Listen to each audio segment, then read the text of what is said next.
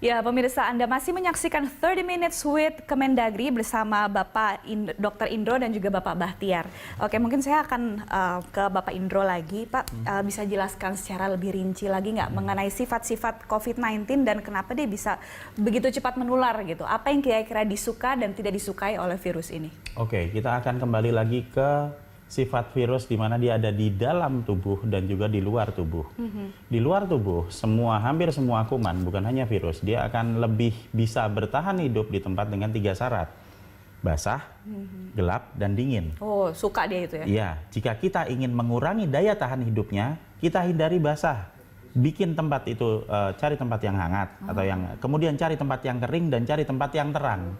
Di 3 tempat itu, semua kuman akan sulit bertahan hidup. Itu yang di luar tubuh. Kalau kita mau menghancurkan lagi supaya dia lebih sedikit lagi, kita bersihkan pakai desinfektan.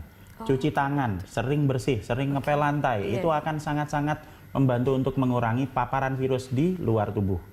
Sementara yang di dalam tubuh, virus hanya bisa diatasi dengan antibodi.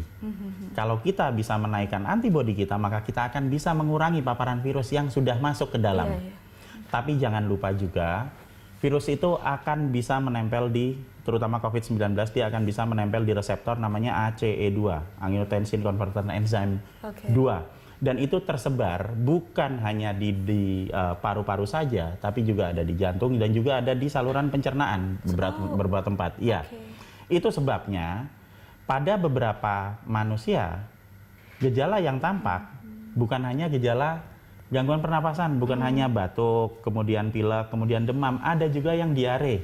Oh, ada juga nih, karena ada beberapa yang diare, ya? Karena dia juga punya reseptor di saluran pencernaan. Nah, kalau ditanya sekarang gejala awal seperti apa ya, seperti tadi, tapi itu hanya berlangsung selama 1 sampai 6 hari. Di hari ke-7, jika kita bisa menaikkan antibodi kita, maka gejala-gejala itu nanti akan berangsur-angsur hilang. Nah, sekarang yang jadi masalah adalah yang kita sebut dengan kelompok beresiko tinggi. Orang-orang yang berusia lanjut, yang dengan komplikasi penyakit, kemudian yang dengan gangguan pernafasan, ataupun dengan gangguan hati atau ginjal. Ini sangat rentan akan mengalami, jika terjadi infeksi, dia akan mengalami tingkat keparahan yang lebih daripada yang manusia yang normal. Sehingga jika kita ingin mengurangi sebaran, jika kita terkena, pelayanan di rumah sakit seharusnya lebih diutamakan untuk yang kelompok dengan resiko tinggi. Sementara jika kita yang terkena, akan lebih baik jika kita lakukan isolasi diri sendiri, self-isolation di rumah. Dengan cara apa? Dengan cara meningkatkan konsumsi vitamin, dengan cara menjaga kebersihan. Supaya nanti kita bisa menyembuhkan. Dan kalau kita sudah pernah kena sekarang, kemudian kita sembuh dalam waktu 14 hari, dan pada saat kita keluar, apakah kita bisa kena lagi? Kita akan kena lagi, karena virus itu sudah nyebar. Tapi antibodi kita tidak akan keluar seperti yang awal tadi, perlu 7 hari. 2 hari udah keluar. 24 jam mungkin sudah keluar. Sekarang kena, besok kebal.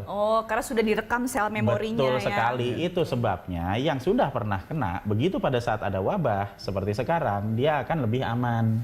Jadi tidak perlu panik. Yang paling penting adalah pelayanan rumah sakit diutamakan untuk kelompok resiko tinggi, sementara kita bisa melakukan isolasi mandiri. Bagi yang merasa badannya masih lebih sehat begitu ya Pak ya, dan lebih muda juga ya biasanya.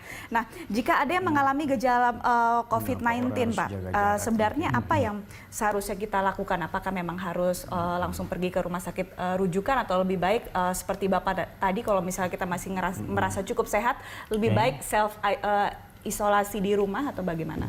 Ya, jadi jika misalnya kita sudah terkena dengan kita memiliki gejala-gejala seperti di atas tadi,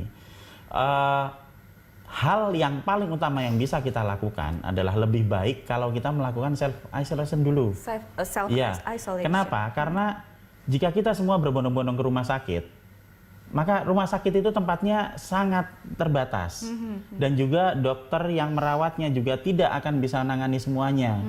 Nah, dengan kita melakukan self-isolation, kemudian kita melakukan isolasi dan juga meningkatkan sistem kekebalan kita di dalam rumah, kita akan banyak membantu para petugas kesehatan yang sekarang juga sedang berjuang di garis depan untuk melawan virusnya. Jadi kita tidak hanya memberikan kesempatan untuk orang-orang yang lebih perlu perawatan buat yang tadi kelompok resiko tinggi, tapi kita juga akan membantu para petugas kesehatan yang ada di lapangan. Betul, betul. Karena sudah cukup banyak juga ya, Pak. Betul, dan dengan melakukan self-isolation, kita akan mengurangi paparan. Kenapa? Karena kita kan nggak kelayapan kemana-mana. Ya, nggak bersosialisasi lah gitu ya. Nggak nyebarkan, karena itu kan kesebarnya kan lewat dua hal. Lewat droplets ya. Ya, dan yang kedua lewat kontak fisik. Kontak fisik itu kalau misalnya ada lendir terus kita lap terus kemudian berjabatan tangan, nah itu. Ya. Dengan melakukan self isolation kita akan sangat banyak membantu dan juga akan sangat membantu pengurangan transmisi virus yang ada di Indonesia. Oke, baik. Nah, ini mungkin menjelang akhir segmen ini saya mau nanya juga sekaligus juga sama Pak Bahtiar. Kira-kira kita semua nih, kami sebagai masyarakat dan juga pemerintah, apa yang bisa sama-sama kita lakukan untuk mencegah penyebaran virus COVID-19 ini? Iya, itu tadi kita mengibaratkan situasi ini seluruh dunia, kita sedang menghadapi sebuah perang. Perang melawan satu musuh bersama, namanya virus. Nah, untuk melawan musuh ini dengan baik harus kenal si lawan kita ini siapa. Nah, tadi Pak Dr. Indra sudah jelaskan si virus ini siapa dan bagaimana dia. Nah, oleh karenanya kebijakan publik pun harus diarahkan untuk ke sana. Nah, hari ini apa yang harus kita lakukan sebagai masyarakat? Ya, ikuti instruksi-instruksi. Instruksi yang sudah disampaikan oleh Presiden, oleh gugus tugas, oleh pemerintah daerah, ikuti instruksi itu. Termasuk bagaimana Anda berdiam di rumah. Iya, itu merawat di rumah. Tetapi bukan hanya sekedar berdiam di rumah. Berdiam di rumah juga tetap membersihkan rumah dan lingkungan. Nah, ada cara mematikan virus yang disiapkan oleh alam. Nah, itu sinar matahari, sinar ultraviolet jam 10 itu. Itu yang berjemur ya, Pak, yang murah dan bisa didapatkan di seluruh Indonesia yang ada.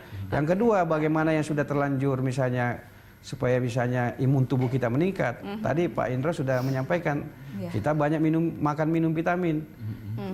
Baik yang termasuk dari makanan minum kita sehari. Mungkin sayurnya hari ini kita harus tambah yang ada vitamin C dan vitamin E tadi itu supaya daya tahan tubuh kita meningkat. Kemudian tetap jaga jarak tadi. Social distancing. Iya, harus kita lakukan. Saya kira ikuti segala instruksi-instruksi karena ini sudah masalah internasional, masalah seluruh dunia.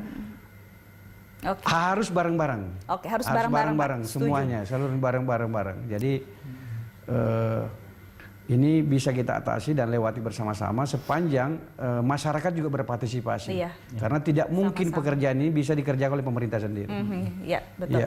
Baik, mungkin dari Dr. Indro sendiri ada yang mau ditambahkan ya, khususnya juga untuk, kan tidak mungkin semua orang juga mungkin memiliki privilege untuk stay at home gitu. Ada juga yang masih harus tetap bekerja. Apa yang kira-kira mereka juga bisa lakukan untuk mencegah penyebaran pemaparan virus ini atau minimal melindungi diri mereka sendiri?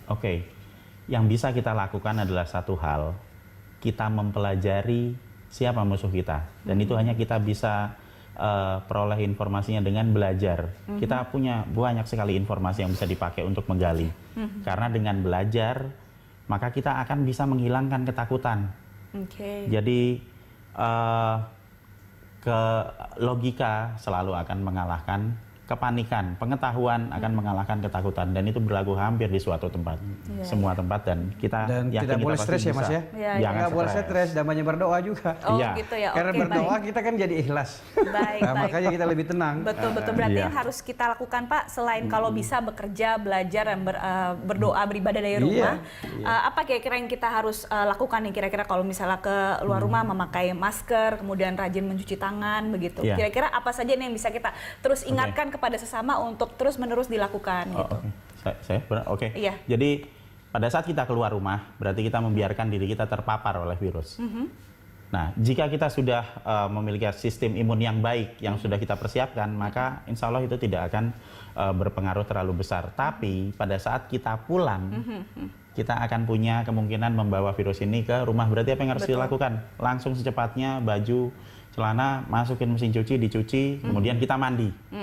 Termasuk itu salah satu yang sering dilakukan di setiap lab-lab itu, saya melakukan itu. Pulang, cuci baju, mandi. Dan juga Dokter Saatnya Indro. bersih-bersih. Betul, saatnya kita bersih-bersih dan sehat bersama-sama. Terima kasih banyak sudah hadir hari ini di studio. Sehat selalu ya Pak ya. Ya, Terima bersatu melawan corona. Iya, kita bersatu melawan corona. Mantap. Ya, baik. Pemirsa, demikian 30 Minutes with Kemendagri. Atas nama seluruh kerabat kerja yang bertugas, saya Bella Fauzi undur diri. Sampai jumpa, sehat selalu.